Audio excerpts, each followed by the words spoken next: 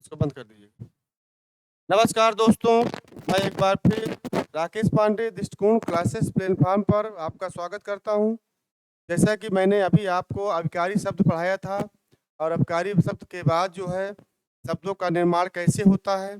पहले मैंने आपको वर्ण पढ़ाया था, वर्णों से का निर्माण शब्द के द्वारा होता है, शब्दों के निर्माण जो है वर्णों के द्वारा होता है और शब्दों के द्वारा ही वाक्यों का निर्माण होता है। मैंने वर्ण विचार पढ़ाया था, शब्द विचार पढ़ाया था। इसके बाद अब आप जो है वाक्य विचार पढ़ाएँगे और इसमें से एक क्वेश्चन, एक उदाहरण ज़रूर आता है। तो चलिए शुरुआत करते हैं, फटाफट आप लोग जुड़ जाइए। वाक्य क्या होता है? चलिए शुरुआत करते हैं। नंबर 1 है आपका वाक्य विचार। वाक्य विचार आप जानते रहिए, वाक्य विचार किसके अंतर्गत आता है? वाक्य जो है शब्दों के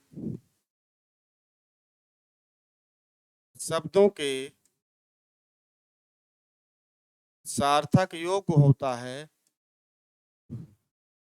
शब्दों के सार्थक योग होता है। शब्दों के सार्थक योग को वाक्य कहते हैं। वाक्य में जो है जैसे आपका वाक्य क्या होता है आप लोग जानते रहिए, इसकी परिभाषा होते हैं। तो वाक्य जो है इसकी परिभाषा होता है वाक्य की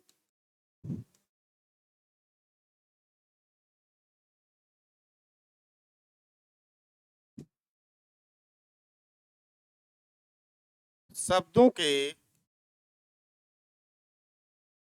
सार्थक योग को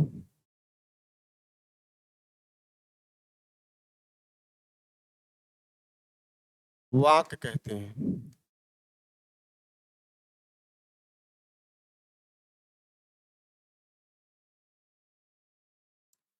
और वाक्य हमेशा क्या देता है? वाक्य हमेशा भाव देता है। वाक्य हमेशा भाव देता है, अर्थ नहीं देता। शब्दों के सार्थक योग को वाक्य कहते हैं। यथा जैसे राम पढ़ता है। राम पढ़ता है तो यहाँ पर भाव कौन सा होगा? यहाँ पर भाव होगा राम जो है शब्दों के सार्थक योग को वाक्य कहते हैं। जब वही शब्द जो है, अब राम क्या है? यहाँ पर आप देखेंगे कि राम क्या है? राम शब्द है और शब्द हमेशा जानते हो स्वतंत्र होता है। शब्द हमेशा स्वतंत्र होता है, लेकिन जब यहाँ राम जो है यहाँ प्रयोग किया जाए तो वो पद हो जाता है। ये भी पद हो जाता है ना? और पदों को योग को क्या कहते हैं? पदबंध कहते हैं। पदबंध कहते हैं। पहला एक वाक्य हो गया। दूसरा आपका आता है, दूसरा है मोर जंगल में, मोर जंगल में नाचता है। यहाँ पर कौन सा भाव हो जाएगा?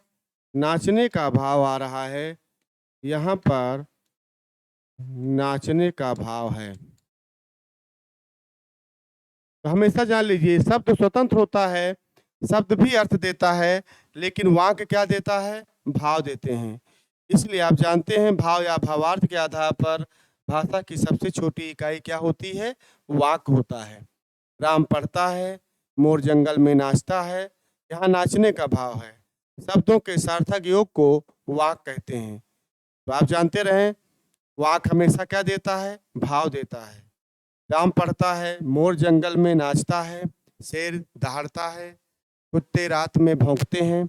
ये सारे वाक्य होते हैं और इसमें सभी का भौंकने का भाव होगा, दहाड़ने का भाव होगा। इसमें भाव कौन सा होगा? इसमें भाव हो जाएगा पढ़ने का भाव होगा। पढ़ने का भाव होगा। इसी तरह आगे चलते हैं, फिर देख लीजिए।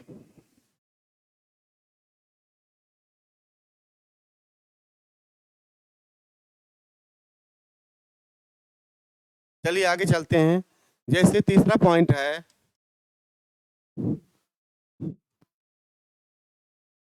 राम ने रावण को मारा।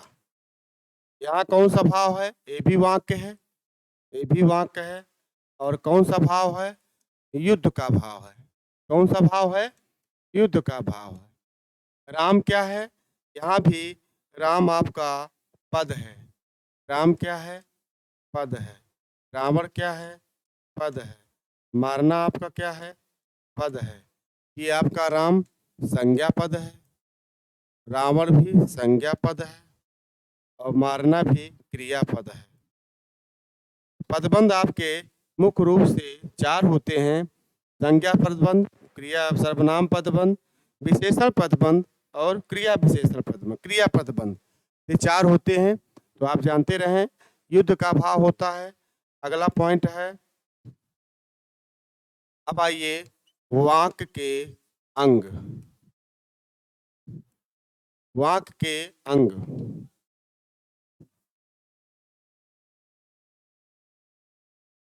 वाक्य के कितने अंग हैं? वाक्य के 2 अंग हैं।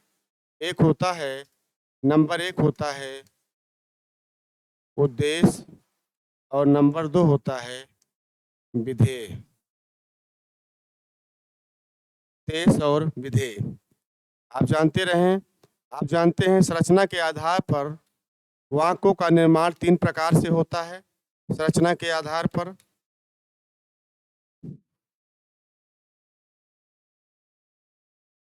पहला आता है आपका कर्ता, दूसरा होता है कर्म, तीसरा होता है आपका क्रिया।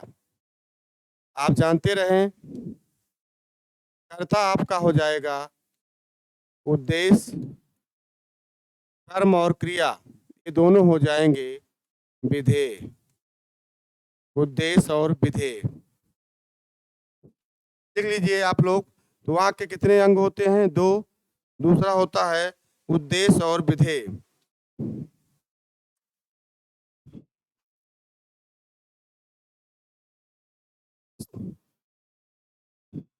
अगला पॉइंट चलते हैं।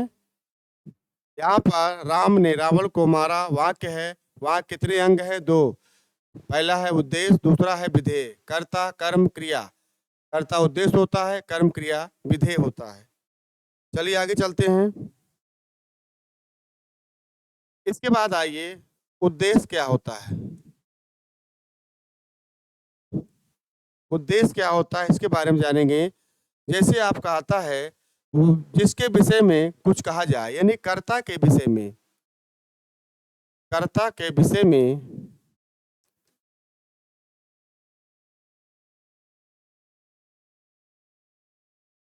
कुछ कहा जाए,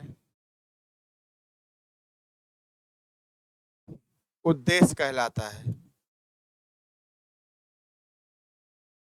उद्देश्य कहलाता है। कर्ता के विषय में कुछ कहा जाए, उद्देश्य कहलाता है। जैसे कर्ता के विषय में आप जानते रहें, जैसे इसके उदाहरण है आपका सचिन किताब पढ़ता है। सचिन किताब पढ़ता है। सचिन किताब पढ़ता है, तो आप जानते रहिए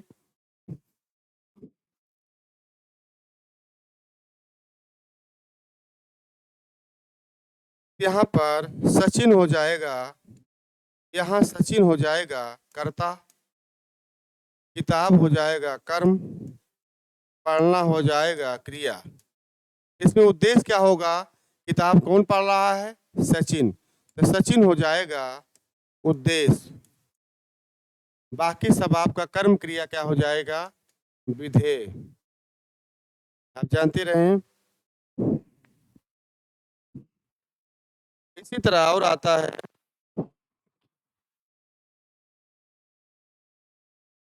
दूसरा है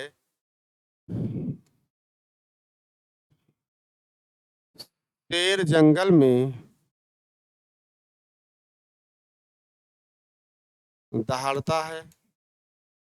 शेर जंगल में दहाड़ता है, शेर हो जाएगा आपका कर्ता, और दहाड़ना आपका हो जाएगा क्रिया, जंगल में आपका हो जाएगा कर्म। इसके बाद आपका आएगा कर्ता ही क्या है, उद्देश्य होता है,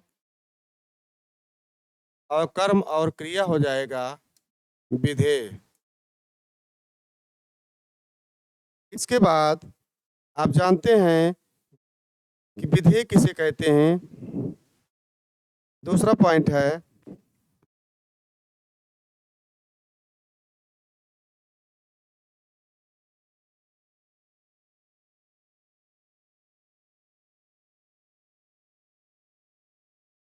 चलिए आगे चलते हैं।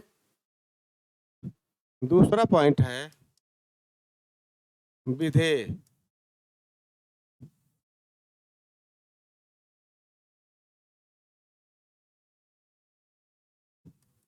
उद्देश्य के विषय में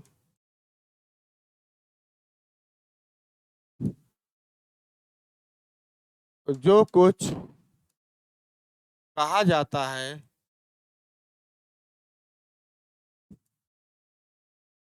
उद्देश्य के विषय में जो कुछ कहा जाता है विधेय कहलाता है, विधेय कहलाता है। उद्देश्य के विषय में जो कुछ कहा जाता है उसे विधेय कहलाता है। जैसे आपका आता है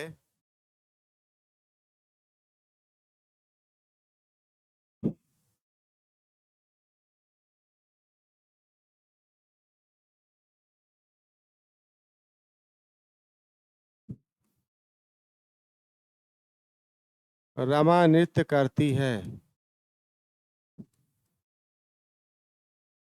रमा नृत्य करती है, आप जानते रहिए रमा क्या हो जाएगा, ये आपका कर्ता हो गया, करना आपका हो जाएगा क्रिया हो गया, नृत्य आपका हो जाएगा कर्म हो गया। तो आप जानते रहें कि कर्ता ही आपका उद्देश्य होता है, कौन नृत्य कर रहा है, और कर्म और क्रिया क्या हो जाएगा, विधेय हो जाएगा। तो यहाँ पर उद्देश्य के विषय में जो कुछ कहा जाता है विधेय हो जाता है। रमा क्या कर रही है, नृत्य कर रही है। रमा क्या कर रही है, नृत्य कर रही है, तो नृत्य आपका क्या हो जाएगा, विधेय हो जाएगा, है ना।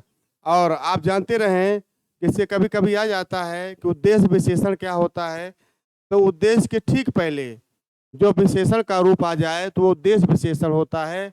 और विधेय विधेय विशेषण में तो आपके विधेय के साथ जो है जो विशेषण का प्रयोग होता है वो विधेय विशेषण होता है। तो आप जानते रहें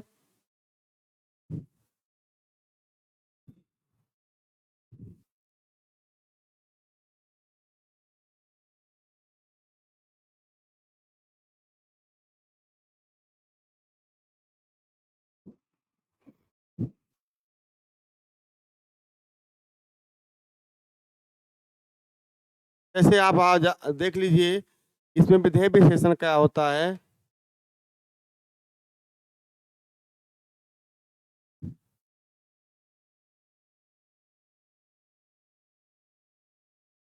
चतुर रमा तेज नृत्य करती है, नृत्य करती है। इसमें आपका हो जाएगा रमा क्या हो जाएगा, कर्ता हो जाएगा, नृत्य करना करती है क्रिया हो जाएगा, नृत्य कर रही है कर्म हो जाएगा, और विधेय क्या हो जाएगा, विशेषण हो जाएगा तेज। तो आपका विधेय विशेषण हो जाएगा, कौन सा होगा, विधेय विशेषण।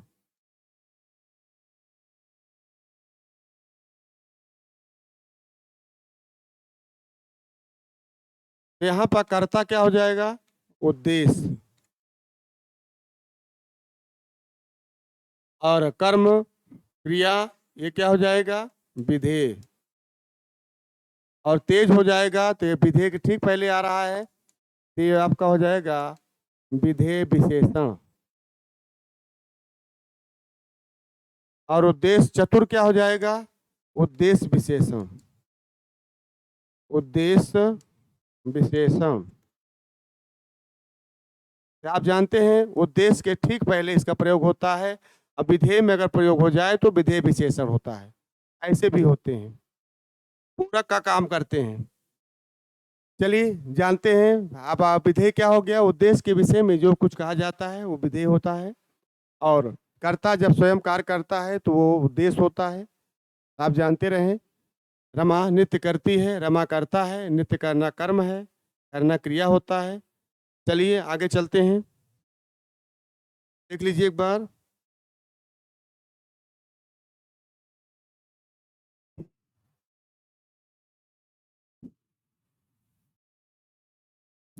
चलिए आगे चलते हैं फिर।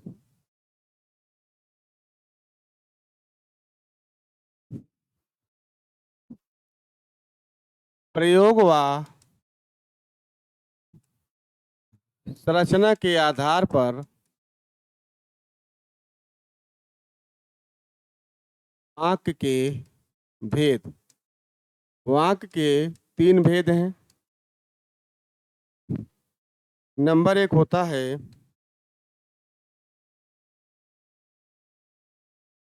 प्रयोग व संरचना के आधार पर वाक्य के भेद।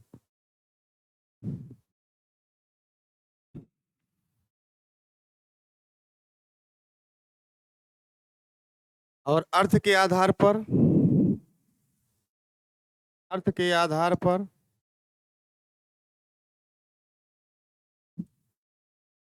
वाक्य के भेद। कितने भेद होते हैं? वाक्य के अर्थ के आधार पर 8 भेद होते हैं। कितने भेद हैं? 8 भेद हैं। और तीसरा पॉइंट है, दूसरा हो गया, ये आपका पहला हो गया, पहला दूसरा, ये तीसरा हो गया। ये आएंगे प्रयोग व संरचना के आधार पर वाक्य के 3 भेद हैं, अर्थ के आधार पर वाक्य के 8 भेद हैं, और क्रिया के आधार पर, क्रिया के आधार पर वाक्य के कितने भेद हैं? वाक्य के 3 भेद हैं। तो आप जानते रहिए ये सारे किसके अंतर्गत आते हैं? वाक्य के भेद के अंतर्गत आते हैं। वाक्य के भेद, वाक्य के भेद के अंतर्गत आते हैं। पहला प्रयोग या संरचना के आधार पर वाक्य के भेद, अर्थ के आधार पर वाक्य के भेद, क्रिया के आधार पर वाक्य के भेद। अब नंबर 1 हेडिंग डालेंगे, प्रयोग व संरचना के आधार पर वाक्य के 3 भेद हैं। प्रयोग व संरचना के आधार पर वाक्य के 3 भेद हैं।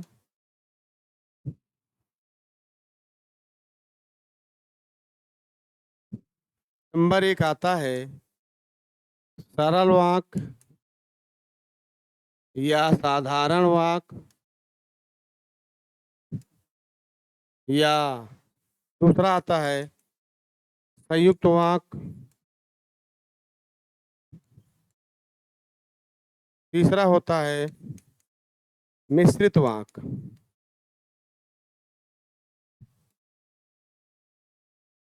तीन प्रकार के होते हैं। नंबर 1 आता है सरल वाक्य, साधारण वाक्य या सामान्य वाक्य भी होता है, सामान्य वाक्य भी होता है। और आप जानते रहें इसमें आपका सरल वाक्य होता है, संयुक्त वाक्य होता है, मिश्रित वाक्य होता है।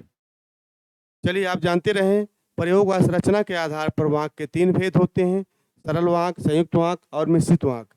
अर्थ के आधार पर वाक्य के 8 भेद होते हैं। इसमें आपके विधानार्थक, संकेतार्थक, संदेहार्थक, है ना, निषेधात्मक, आज्ञार्थक, ये सारे आते हैं। इच्छार्थक, प्रश्नार्थक। क्रिया के आधार पर वाक्य कितने भेद हैं? 3 भेद हैं। आप जानते रहें क्रिया के आधार पर कर्तवाच, कर्मवाच, भाववाच, है ना, active voice, passive voice and possessive voice, ये सारे होते हैं। ये 3 भेद होते हैं। आपके क्रिया के आधार पर वाक्य के 3 भेद होते हैं। इसको आप आगे पढ़ेंगे। पहले नंबर पर आप पढ़ेंगे सरल वाक्य, साधारण वाक्य, सामान्य वाक्य या संयुक्त वाक्य या मिश्रित वाक्य। चलिए इसके बारे में इसी में से एक क्वेश्चन जरूर आता है। पहले नंबर पर आगे बढ़ते हैं। पहले नंबर पर आगे बढ़ते हैं। नंबर 1 पर आता है साधारण वाक्य या सरल वाक्य क्या होता है। सरल वाक्य या साधारण वाक्य।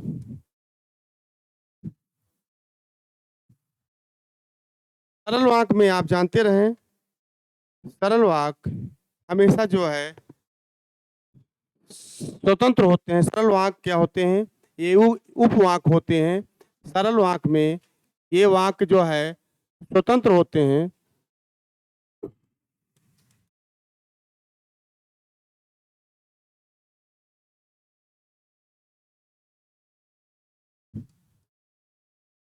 और इसमें आपका क्या होता है, एक उद्देश्य होता है, एक उद्देश्य तथा एक विधेय होता है। सरल वाक्य में एक उद्देश्य एक विधेय होता है। सरल वाक्य में आप जानते रहें जिसमें एक उद्देश्य एक विधेय होता है, तो आप जानते रहें ये स्वतंत्र होते हैं। ये एक से अधिक उपवाक्य हो सकते हैं, एक से अधिक उपवाक्य होते हैं, एक से अधिक उपवाक्य होते हैं।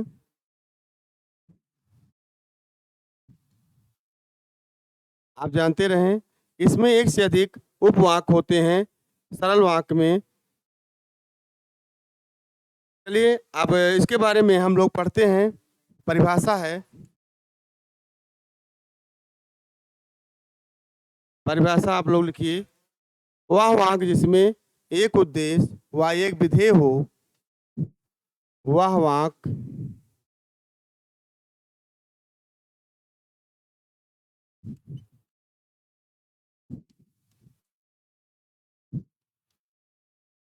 जिसमें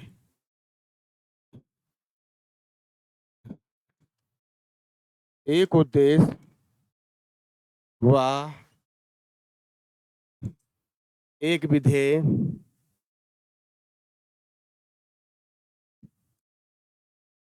गिने जाते हैं,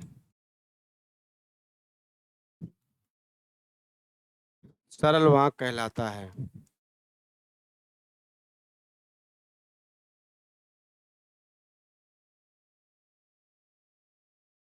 सरल वाक्य कहलाता है वह वाक्य जिसमें एक उद्देश्य हो एक विधेय हो, वो क्या हो जाता है, सरल वाक्य हो जाता है। जैसे आपका आता है रामू पुस्तक पढ़ता है।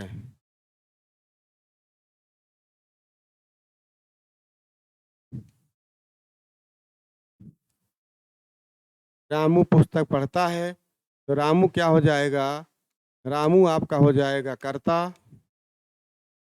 पुस्तक पढ़ता है, पढ़ना आपका क्रिया हो जाएगा और पुस्तक हो जाएगा आपका कर्म। आप जानते रहें कर्ता ही आपका उद्देश्य होता है और कर्म और क्रिया क्या हो जाएगा, विधेय हो जाएगा। इसमें आपका एक उद्देश्य है एक विधेय है, और जिसमें एक उद्देश्य हो एक विधेय हो, वो कौन सा हो जाएगा, सरल वाक्य हो जाएगा, सरल वाक्य होगा। रामू पुस्तक पढ़ता है।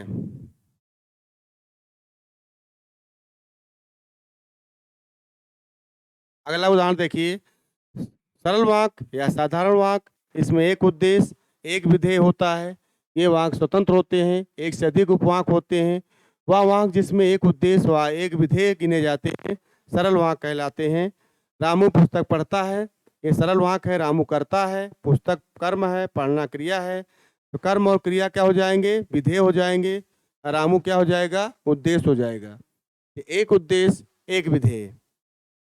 चलिए आगे चलते हैं। दूसरा उदाहरण,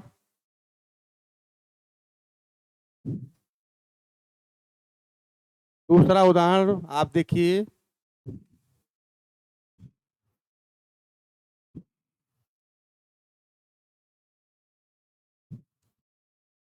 मैं प्रयागराज जा रही हूँ।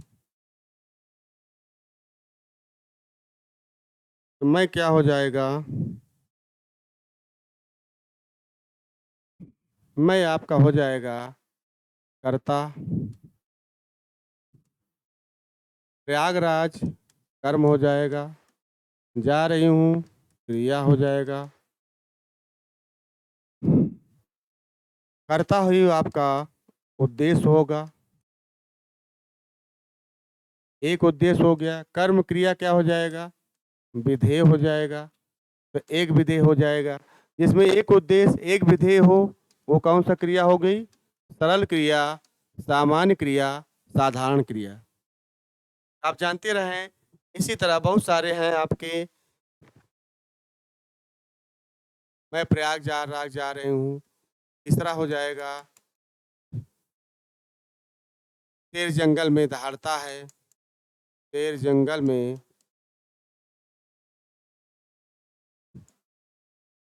दहाड़ता है। इसी तरह आप बताएंगे, चौथा है कुत्ते रात में भौंकते हैं, कुत्ते रात में भौंकते हैं। ये सारे आपके एक उद्देश्य एक विधेय हैं, सरल वाक्य होंगे। ये सारे आपके सरल वाक्य होंगे। इसी तरह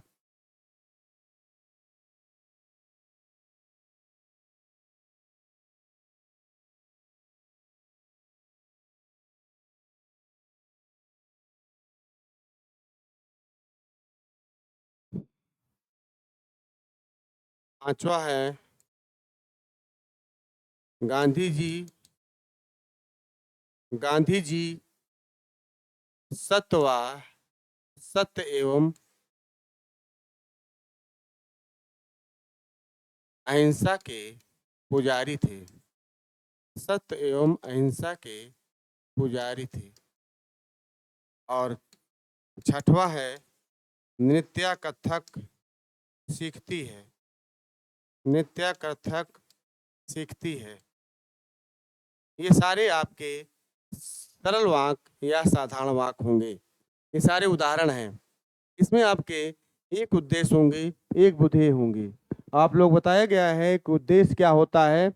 उद्देश्य वो होता है जिसमें आपका कर्ता कोई कार्य करता है, वो उद्देश्य हो जाता है, या जिसके बारे में कुछ कहा जाए या किया जाए। और विधेय क्या होता है? विधेय होता है कर्ता के बारे में कहा ही जाता है, जिसके कर्ता जिसके बारे में कार्य करता है, वो आपका विधेय होता है। चलिए आगे चलते हैं।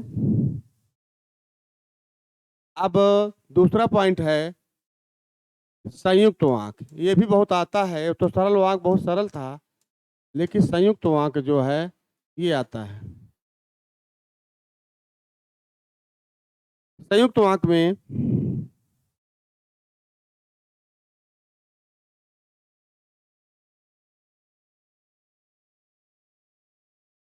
संयुक्त वाक्य में आप जानते रहें,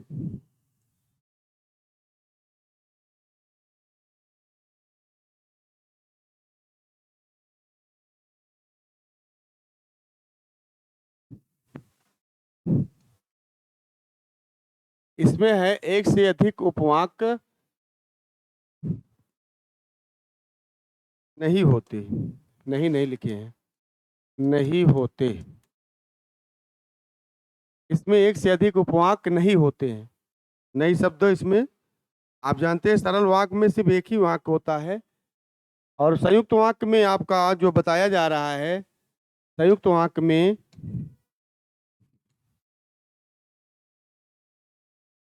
एक से अधिक उपवाक्य होते हैं। एक से अधिक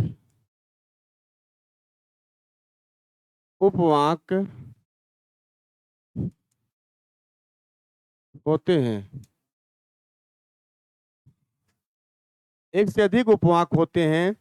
इसमें आपका एक ही उद्देश्य एक विधेय, इससे ज्यादा होंगे, एक से अधिक हो जाएंगे। संयुक्त वाक्य में सभी उपवाक्य क्या होते हैं? स्वतंत्र होते हैं। सभी उपवाक्य क्या होते हैं? सभी उपवाक्य स्वतंत्र होते हैं। सभी उपवाक्य स्वतंत्र होते हैं। संयुक्त वाक्य में सभी उपवाक्य स्वतंत्र होते हैं।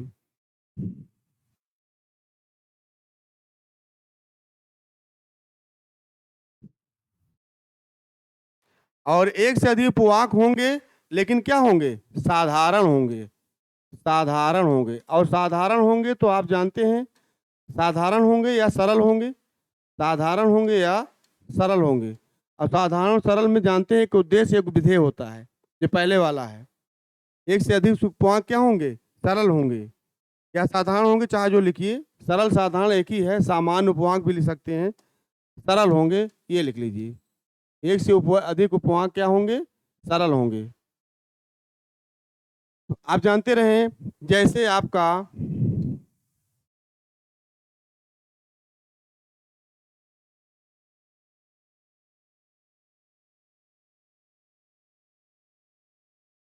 नंबर 1, राम पढ़ता है।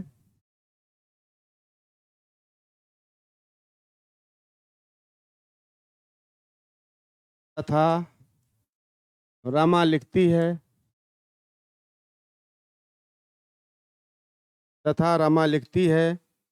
अगला है, और मोहन खेलता है। और मोहन खेलता है। इसमें आप क्या आएंगे? आप जानते रहे, राम पढ़ता है, एक उपवाक्य ये है। रमा खेल लिखती है, ये भी उपवाक्य है। और मोहन खेलता है, ये भी उपवाक्य है। इसमें ये दो से ज्यादा उपवाक्य हैं, और सभी साधारण है। कैसे साधारण है, इसको आप देखेंगे। राम पढ़ता है, राम करता है। सरल वाक्य है, पढ़ना क्रिया है। करता क्या है? उद्देश्य है। क्रिया क्या है? विधेय है। तो एक उद्देश्य एक विधेय किसमें हो जाएगा? सरल वाक्य हो जाएगा। कौन सा वाक्य है? सरल वाक्य। इसी तरह रमा आपका हो जाएगा कर्ता, लिखना आपका हो जाएगा क्रिया, कर्ता ही आपका हो जाएगा उद्देश्य, और क्रिया हो जाएगा विधेय। कर्म और क्रिया विधेय में आते हैं। एक उद्देश्य एक विधेय, तो कौन सी क्रिया हो, कौन सा वाक्य होगा? सरल वाक्य। इसी तरह आपका होता है, मोहन हो जाएगा आपका कर्ता, खेलना आपका हो जाएगा क्रिया, कर्ता ही आपका उद्देश्य होता है, और क्रिया आपका हो जाता है विधेय। तो यहाँ पर एक उद्देश्य एक विधेय, तो कौन सा हो जाएगा? ये आपका सरल वाक्य हो जाएगा या साधारण वाक्य हो जाएगा। ये हमेशा स्वतंत्र हैं। और तथा और ये सब योजक शब्द हैं, ये वाक्यों को जोड़ने वाले शब्द हैं। राम पढ़ता है और रमा लिखती है, ये सब सारे स्वतंत्र हैं। अगर हम हटा दें, मोहन ले खेलता है, इसको हटा दें, इन वाक्यों पर कोई प्रभाव नहीं पड़ेगा। संयुक्त वाक्य में ये फायदा है कि अगर जो है अगले वाले वाक्यों को हटा दें, तो और आने वाले वाक्यों पर कोई प्रभाव नहीं पड़ता है। अगर लिख दे राम पढ़ता है तथा रमा लिखती है, तो वाक्य सेंटेंस पूरा हो जा रहा है। और मोहन यहाँ तक हटा दें, कोई प्रभाव नहीं पड़ेगा। चलिए और उदाहरण देखते हैं फिर। संयुक्त वाक्य हमेशा आप जान लीजिए, संयुक्त वाक्य क्या होता है। संयुक्त वाक्य हमेशा एक से अधिक उपवाक्य होते हैं, और सरल होते हैं। क्या होंगे? सरल होंगे, सरल वाक्य होंगे। कौन सा वाक्य होंगे? सरल, सरल वाक्य होंगे। सभी उपवाक्य स्वतंत्र होते हैं। तथा जैसे आपका राम पढ़ता है तथा रमा लिखती है। दूसरा है, और उदाहरण लिखते हैं। चलिए और उदाहरण देखते हैं।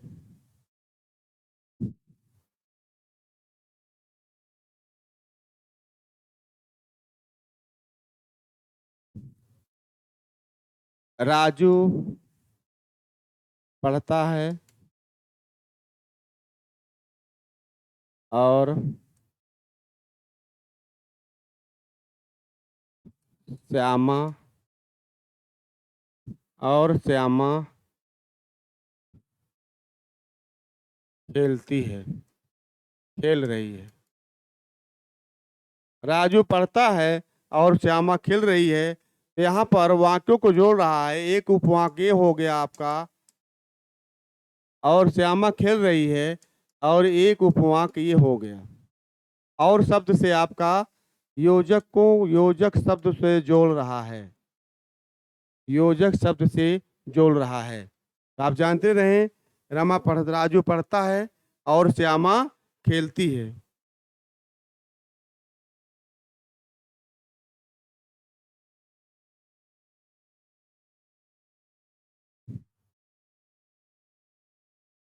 दूसरा है उदाहरण, आज नाना जी आने वाले थे किंतु नहीं आए। आज नाना जी आने वाले थे किंतु नहीं आए। ये सारे आपके जोड़ने वाला है। एक उपवाक्य है, नाना जी आने वाले थे, ये आपका उपवाक्य है। नहीं आए, ये भी उपवाक्य है।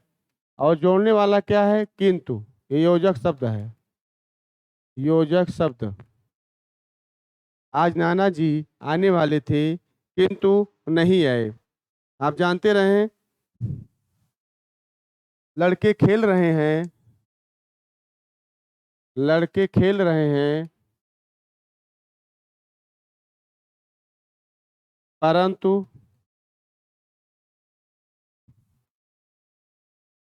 लड़कियां पढ़ रही हैं। तो आप जानते रहें, ये हमेशा साधारण वाक्य ही है। उपवाक्य हमेशा साधारण होते हैं, उपवाक्य हमेशा साधारण होते हैं। लड़कियां पढ़ रही हैं, ये भी उपवाक्य है। और उपवाक्य हमेशा क्या होंगे? साधारण होंगे। इसमें आपका योजक शब्द होता है, वो आपका होता है जोड़ने वाला। दो साधारण वाक्यों को कम से कम दो या वाक्य हो, ये परंतु होगा, योजक शब्द होगा, योजक शब्द।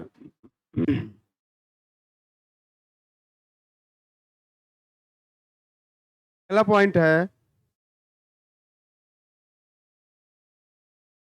योजक शब्द जोड़ने वाले वाक्य हैं जो आपके संयुक्त वाक्य को जोड़ते हैं। आप जानते रहिए, इसमें आता है किंतु, परंतु, और, किंतु परंतु और, या, अथवा, तथा, या, अथवा, तथा, बल्कि, या, अथवा, तथा, बल्कि, अपितु, तब, आदि, इसलिए। अपितु, तब, आदि, इसलिए। अपितु, तब, आदि, इसलिए।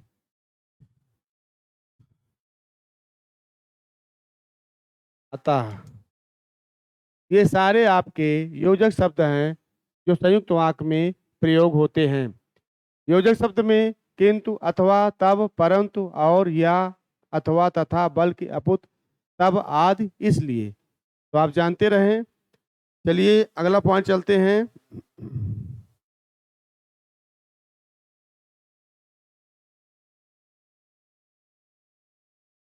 तीसरा पॉइंट है, तीसरा पॉइंट आप जानते रहें, मिश्रित वाक्य। ये कौन सा आता है? मिश्रित वाक्य। और मिश्रित वाक्य में आप जानते रहें, मिश्रित वाक्य में एक प्रधान उपवाक्य होता है, एक प्रधान उपवाक्य होता है।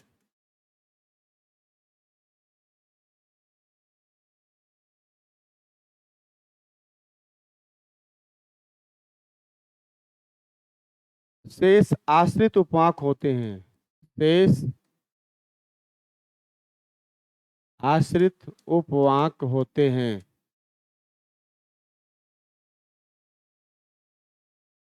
एक प्रधान उपवाक्य होता है, शेष आश्रित उपवाक्य होते हैं। आप जानते रहें,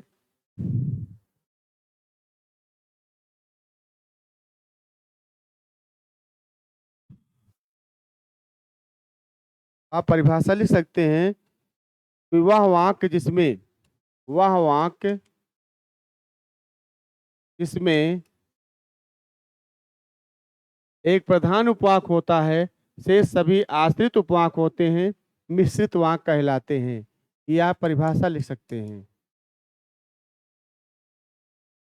आप जानते हैं कि एक उपवाक ये होता है और एक उपवाक ये होता है, एक उपवाक ये होता है।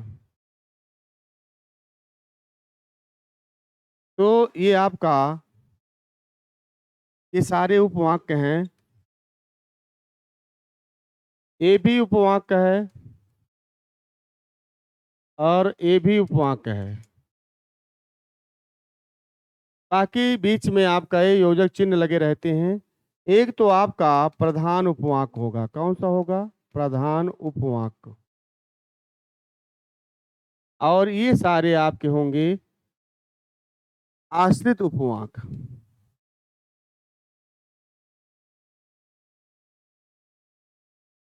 ये सारे आपके आश्रित उपवाक है।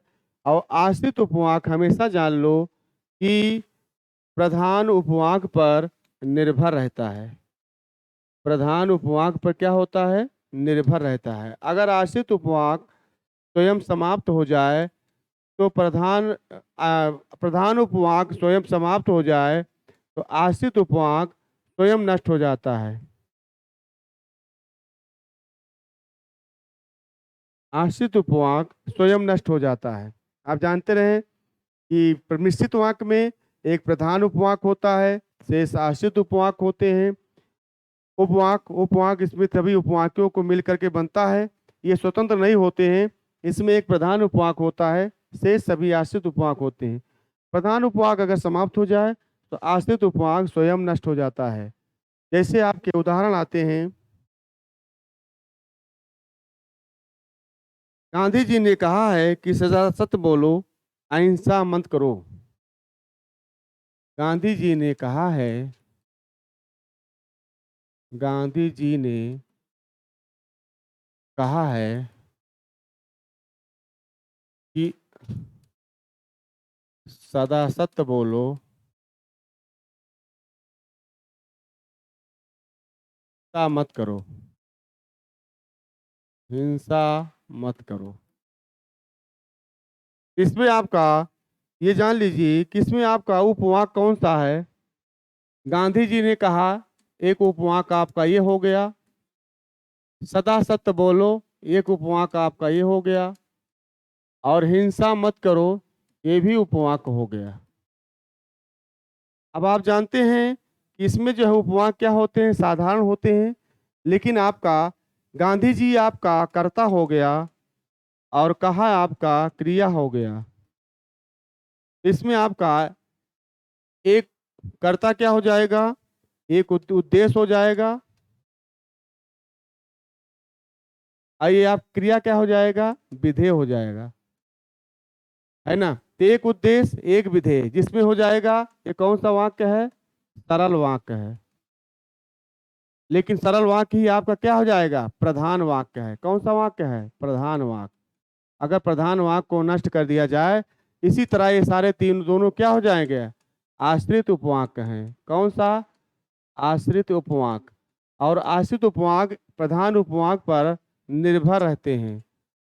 आश्रित उपवाक प्रधान उपवाक पर निर्भर रहते हैं। अगर जो है आश्रित उपवाक गांधी जी ने कहा हटा दिया जाए कि सदा सत्य बोलो, हिंसा मत करो, तो कोई अर्थ नहीं रह जाएगा किसने कहा है। तो इसलिए ये प्रधान है। अगर ये नष्ट हटा दिया जाए तो इसका कोई महत्व नहीं रहता है। गांधी जी ने कहा कि सदा सत्य बोलो, हिंसा मत करो। एक इसमें सारे जो है आपके उपवाक होते हैं और सभी उपवाक साधारण होते हैं। लेकिन एक इसमें प्रधान होता है और शेष सभी इसमें जो है आश्रित उपवाक होते हैं। प्रधान उपवाक पर निर्भर रहते हैं।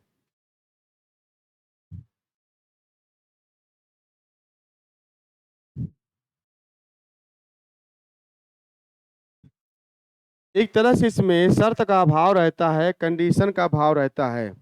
चलिए आगे चलते हैं।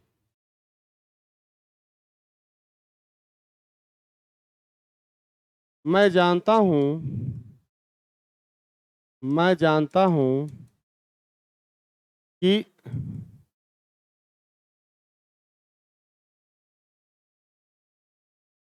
तुम्हारे अक्षर सही नहीं बनते।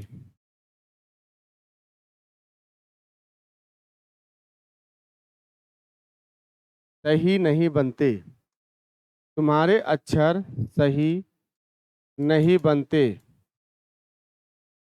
मैं जानता हूं कि तुम्हारे अक्षर सही नहीं बनते। तो यहाँ पर प्रधान वाक्य कौन सा होगा? प्रधान आपका होगा ये। मैं जानता हूँ, ये की तो आपका योजक शब्द है। कि आपका क्या हो जाएगा? योजक शब्द। ये आपका हो जाएगा प्रधान वाक्य। और तुम्हारे अक्षर सही नहीं बनते, ये आपका उपवाक्य है। और यही उपवाक्य जो है आपका आश्रित उपवाक्य है। आश्रित उपवाक्य।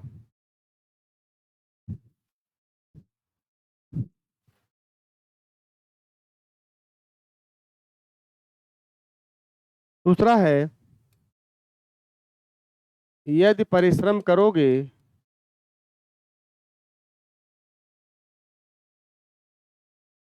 तो सफल हो जाओगे।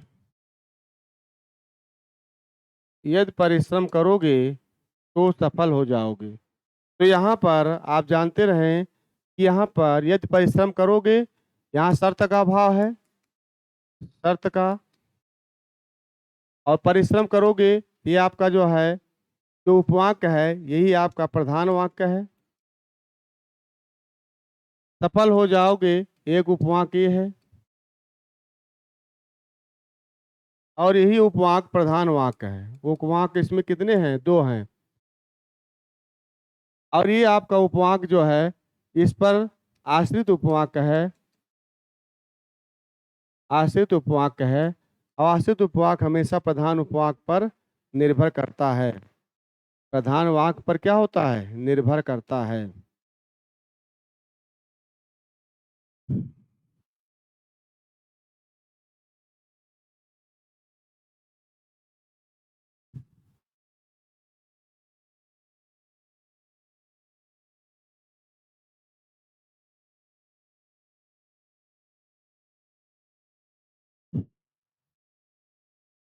चलिए, और इसमें जो है बहुत सारे इसमें उदाहरण रहते हैं।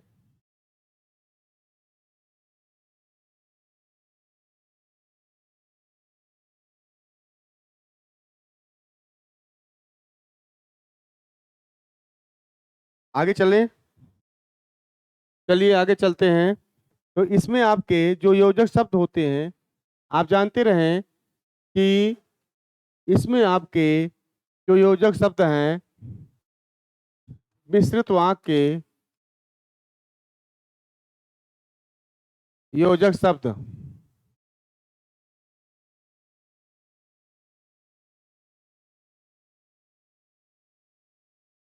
मिश्रित वाक्य के योजक शब्द होते हैं। इसमें आता है तो, इसमें आता है तो, किंतु, परंतु, ये सारे आते हैं।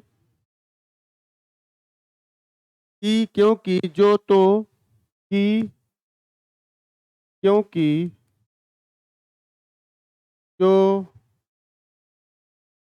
तो, कि, क्योंकि, जो, तो, जिन्हें, जिन्हें, जितना, जिसका, जैसे जैसे, ज्यों ज्यों, जिसे, जिन्हें, जिसका, जैसे जैसे,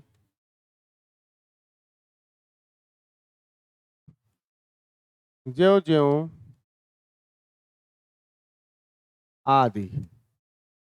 ये सारे आपके मिश्रित वाक्य के योजक शब्द हैं। और ये हमेशा इन सारे शब्दों में जोड़े जाते हैं।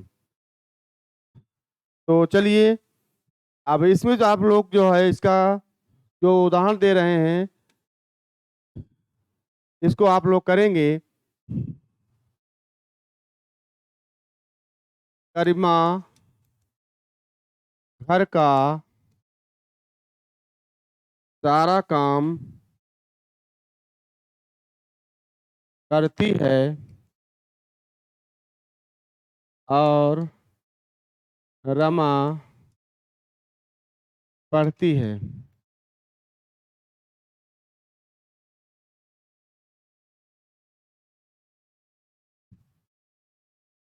दूसरा, यदि वह ना पढ़ाता तो सफल ना होता, नहीं हो पाता, तो सफल नहीं हो पाता। कौन सा वाक्य है? आपको वाक्य बताना है, कौन सा वाक्य है।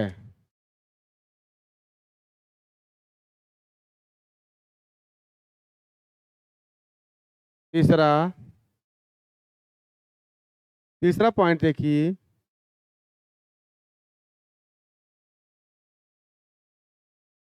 रामू आया परंतु रमा नहीं आई।